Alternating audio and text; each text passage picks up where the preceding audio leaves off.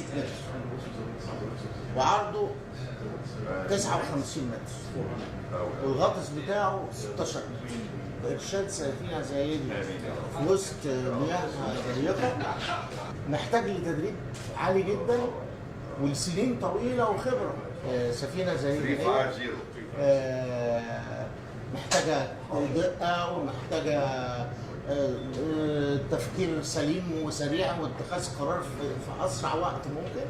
الواحد بيبقى سعيد جدا لما ياخد المراكب دي في قناة السويس عشان نثبت للعالم كله، نثبت للأباطيل بتاعة المراكب إن في حد يقدر ياخد المراكب دهيت وممكن يعديها في قناة السويس.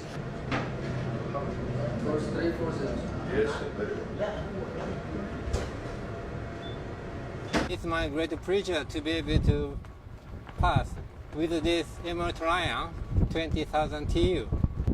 I can enjoy such a good transit service, and the pilot is there skillful, even so such a huge vessel, so that I am now satisfied with the service, and it's my great pleasure again.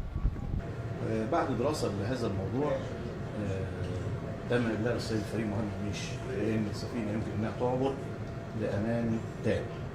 وبالتالي هو سيادته ادى تعليمات بتوفير أحسن السبل لعبور السفينة بسلاسة وبأمان، لأن ده طبعا بيؤدي لرعاية طيبة لقناة السويس.